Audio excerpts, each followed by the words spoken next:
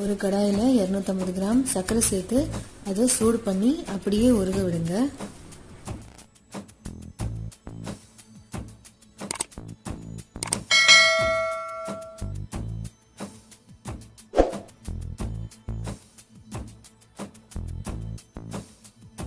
இது லைட்டாக ப்ரௌன் கலரில் சேஞ்ச் ஆன உடனே கேஸ் ஆஃப் பண்ணிவிட்டு இதில் அரை கிளாஸ் தண்ணி சேர்த்து மிக்ஸ் பண்ணிக்கோங்க.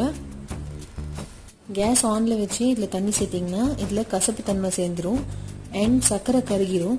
அதனால் கேஸ் ஆஃப் பண்ணிவிட்டு இதில் தண்ணி சேர்த்துட்டு நல்லா ஆற விட்டுடுங்க. நம்மளுக்கு தேவையான கேரமல் சிரப் ரெடி ஆயிடுச்சு. இப்போ அதே கடாயில் 1 லிட்டர் பால் காய்ச்சிக்கோங்க. பால்லேருந்து ஆடை திரண்டு வரும்போது அதை சைட்லேருந்து திரட்டி விட்டுருங்க. இதே மாதிரி பால் சுண்ட காயிற வரைக்கும் ஏடை திரட்டி விட்டுக்கிட்டே இருங்க.